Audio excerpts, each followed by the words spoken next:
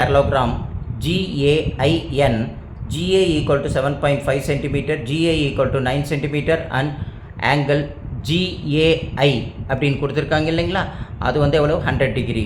அப்போ given parallelogram GAIN அந்த gain கொடுத்துருக்கிற அந்த பேரலோகிராமுக்கு கொடுத்துருக்கிற மெஷர்மெண்ட் எல்லாம் எடுத்து எழுதிடுறோம். அது கேப்டாக ஒரு ரஃப் டயக்ராம் ஒன்று வரைகிறோம். அப்போ நம்மளை பொறுத்து GAIN அப்படின்ற ஒரு பேரலோகிராமை வரைஞ்சிடுறோம். அப்போது GA ஈக்குவல் டு எவ்வளவு 7.5 அப்படின்னு அவனை கொடுத்துருக்காங்க, பேஸ் கொடுத்துருக்காங்க, அதை நம்ம போட்டுக்கிறோம். இதுக்கு இது பேரலான்னு சொல்கிறதுனால என்னையும் என்னவாக இருக்கும், அதுவும் 7.5 தான் வரும், அதையும் நம்ம வரைஞ்சிட்டோம். GI அப்படின்னு சொல்லியிருக்காங்க. இங்கே என்ன கொடுத்துருக்காங்கன்னா ஒரு சைடு, ஒரு ஆங்கிள், ஒரு டயகனல் ஒன்று கொடுத்துருக்காங்க. இந்த மெத்தடில் நம்ம எப்படி வரைகிறதுன்றதை இப்போ நம்ம பார்க்க போகிறோம். அதுக்கு ரஃப் டயக்ராம் மட்டும் போட்டுட்டு GAIயில் இந்த GAI ஆங்கிள் அப்படின்னு சொல்லும்போது சென்டரில் வர்றது தான் நம்மளுக்கு ஆங்கிள் எடுத்தால் ஏ தான் வருது, அதுதான் 100 டிகிரி. இப்படின்றத நம்ம புரிதலை ஃபஸ்ட்டு கொண்டு வந்துட்டு நம்ம ரஃப் டயக்ராம் வரைஞ்சிட்டா நம்மளுக்கு 1 மார்க் கிடைக்கும். அடுத்தது நம்ம என்ன செய்ய போகிறோம், ஃபேர் டயக்ராம் ஒன்று வரைய போகிறோம். இது எப்படி வரைகிறன்றது மட்டும் கொஞ்சம் கேர்ஃபுல்லாக கவனிச்சுக்கோங்க. ரொம்ப ஈஸி, ஆனால் புரிதலை கொண்டு வந்துடுங்க. அண்டர்ஸ்டாண்டிங் வந்துச்சுன்னா ஈஸியாக வந்துடும். இப்போ அவங்க பேஸ்மெண்ட் எவ்வளோ கொடுத்துருக்காங்க, 7.5 இல்லைங்களா. அப்போது நம்ம 7.5க்கு இங்கேருந்து அழகாக 7.5 மெஷர் பண்ணிடுறோம். இதை ஜின்னு பேர் கொடுத்துக்கிறோம், இதுக்கு ஏன்னு பேர் கொடுத்துட்ருக்கோம், இதுக்கு 7.5 அப்படின்ற மெஷர்மெண்ட்டையும் நம்ம எடுத்து எழுதிடுறோம். அடுத்தது என்ன செய்கிறோம், ஏலேருந்து GAI என்ன கொடுத்துருக்காங்க, 100 டிகிரி கொடுத்துருக்காங்க. அப்போ நம்ம ஏல வச்சு என்ன செய்கிறோம், ஒரு 100 டிகிரி நம்ம எடுக்கணும். அப்போ ஏல இங்கே வைக்கிறோம், புரியுதில்ல, இந்த பாயிண்ட் ஏ இங்கே வருது. அப்போ இந்த ஏல இந்த இடத்துல கரெக்டாக பாயிண்டில் வச்சுட்டு இந்த 0 வந்து அதுக்கு கோயின்சைட் ஆகணும், அந்த லைன் கூட கோயின்சைட் ஆகிடுச்சு. அப்போ மெஷர்மெண்ட் என்னன்னு நம்ம அழகாக பார்த்தோம்னா 100 டிகிரி. அப்போ 0 இங்கே தான், 0லேருந்து மெஷர்மெண்ட் எடுத்து 100 டிகிரின்னு சொல்லும்போது அது இந்த இடத்துக்கு கரெக்டாக நம்மளுக்கு வரும். இந்த இடத்துல இருந்து நம்ம என்ன செய்கிறோம், ஸ்கேல் வச்சுக்கிட்டு 100 டிகிரிக்கு அழகாக ஏவை நம்ம ஜாயின் பண்ணிடுறோம். ஏலேருந்து இந்த பக்கம் 100 டிகிரிக்கு நம்ம இப்படி ஒரு லைனை ட்ராப் பண்ணிடுறோம், புரியுதுங்களா. அதுக்கப்புறம் ஜியிலேருந்து 9 சென்டிமீட்டருக்கு ஒரு ஆர்க் ஒன்று அடிக்கிறோம். அதுக்கு நம்ம என்ன செய்கிறோம், ஸ்கேல் எடுத்துக்கிறோம், அதிலேருந்து 9 சென்டிமீட்டருக்கு ஒரு மெஷர்மெண்ட்டும் ஒன்று எடுக்கிறோம். அப்போ 9 சென்டிமீட்டர் மெஷர்மெண்ட் வந்ததுக்கப்புறம் நம்ம அழகாக இந்த 9 சென்டிமீட்டர் மெஷர்மெண்ட் வந்தாச்சு இல்லைங்களா. இப்போ இது மெஷர்மெண்ட்டை எடுத்துகிட்டு இது எங்கேருந்து நம்ம ஆர்க் அடிக்கிறோம், இந்த ஜியிலேருந்து நம்ம என்ன செய்கிறோம், ஆர்க் அடிக்கிறோம். ஜியிலேருந்து இந்த இடத்துல ஒரு ஆர்க் ஒன்று அடிக்கிறோம். இந்த ஆர்க்கை தான் நம்ம என்ன கன்சிடர் பண்ணிக்கிறோம், இந்த 2 லைனும் ஒரு ஆர்க்கும் ஜாயிண்ட் ஆகிற இந்த பாயிண்ட்டை வி கன்சிடர் ஆஸ் ஐ அப்படின்னு நம்ம மென்ஷன் பண்ணிக்கிறோம், புரியுது இல்லைங்களா. இதை தான் என்ன மென்ஷன் பண்ணுறோம், ஐ அப்படின்னு மென்ஷன் பண்ணிடுறோம். ஸோ இப்போது நம்ம இங்கே வரைஞ்சதுக்கப்புறம் இந்த 2 லைனும் ஜாயின் பண்ணணும் இல்லைங்களா, ஜியும் ஐயும் ஜாயின் பண்ணணும் இல்லை. அப்போது ஐயிலேருந்து கரெக்டாக நம்ம என்ன செய்கிறோம், இந்த ஜின்ற பாயிண்ட்டை நம்ம ஜாயின் பண்ணுறோம். இப்போ ஜின்ற பாயிண்ட்டை நம்ம ஜாயின் பண்ணிட்டோம்.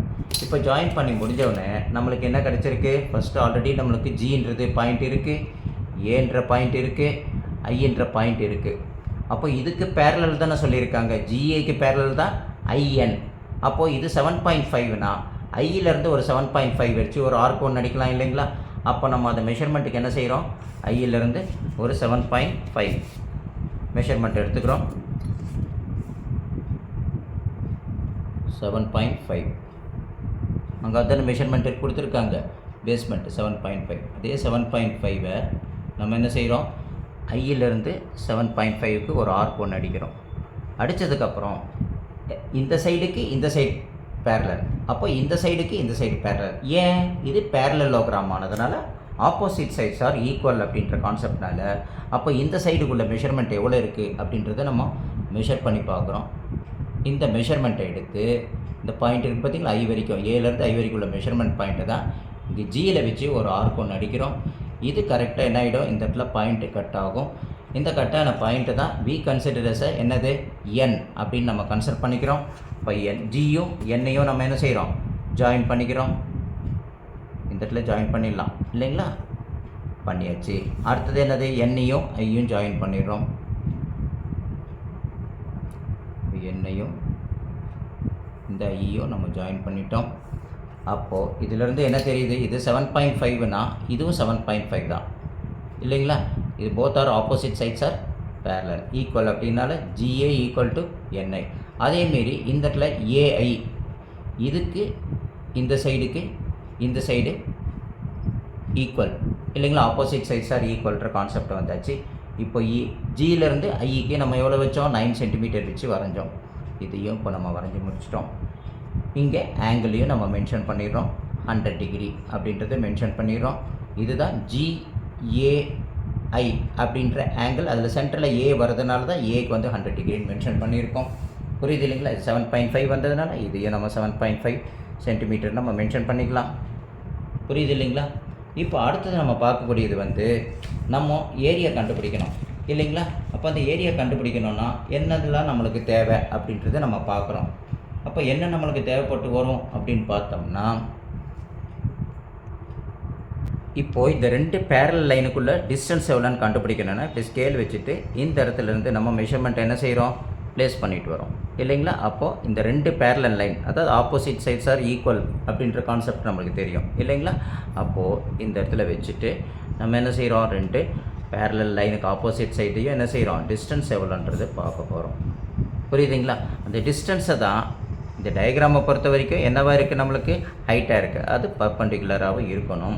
இப்போ இதோட மெஷர்மெண்ட் எவ்வளவு அப்படின்னு பார்த்தோம்னா 3 பாயிண்ட் நம்மளுக்கு எவ்வளோ வருதுன்னு பார்த்தோம்னா 3.6 இல்லைங்களா?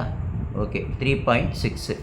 அப்போது ஹைட் ஈக்குவல் டு நம்மளை பொறுத்த வரைக்கும் எவ்வளோ இருக்குது, 3.6 சென்டிமீட்டர் அப்படின்ட்டு இருக்குது. அப்போது நம்ம ஃபார்முலா என்னது, பேரலோகிராம் ஃபார்முலா பேஸு. அப்போ பேஸ் என்னது, ஜிஏ. அது எவ்வளோ வருது, 7.5.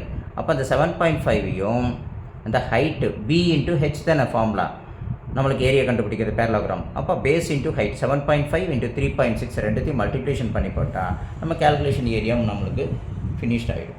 ஓகேங்களா? இது எப்படி போடுறதுன்னு மட்டும் இப்போ நம்ம பார்க்கலாம். கேல்குலேஷன் ஏரியா வந்தாச்சு. Area of the parallelogram B into H square units தெரியும். பேஸ் ஈக்குவல் டு எவ்வளவு, 7.5. அதை நம்ம போட்டுட்டோம். ஹைட்டுன்றது மெஷர் பண்ணோம். 2 பேரலல் ஆப்போசிட் சைட்ஸுக்குள்ளே ஈக்குவல் எவ்வளவு, டிஸ்டன்ஸ் எவ்வளவு, அதை தான் ஹைட்டாக கன்சிடர் பண்ணுறோம். அதை தான் 3.6 ஸ்கொயர் சென்டிமீட்டர்னு போடுறோம். அப்போ ஏரியா ஈக்குவல் டு ரெண்டுத்தையும் மல்டிப்ளிகேஷன் பண்ணோம்னா 27 ஸ்கொயர் சென்டிமீட்டர் அப்படின்னு வருது, ஆர் சென்டிமீட்டர் ஸ்கொயர்னு போட்டுக்கிறோம். அதுதான் ஏரியா ஆஃப் த பேரலோகிராம். எது, ஜிஏஐஎன் இல்லைங்களா? ஜிஏஐஎன் அந்த கெயின் சொல்லக்கூடிய அந்த பேரலோகிராமோட ஏரியா. இப்போது இதையெல்லாம் ஒரு வாட்டிக்கு 2 வாட்டி நீங்கள் என்ன செய்யுங்க, புரியலன்னா வீடியோ போட்டு பாருங்கள். புரிஞ்சதுக்கப்புறம் நீங்கள் என்ன செய்வீங்க, நீங்கள் ஒரு 3 வாட்டி ப்ராக்டிஸ் பண்ணுங்கள். அதுக்கப்புறம் நீங்கள் எக்ஸாமில் போய் போட்டு பாருங்கள். உங்களுக்கு என்ன கிடைக்கும், ஃபுல் மார்க் கிடைக்கும்.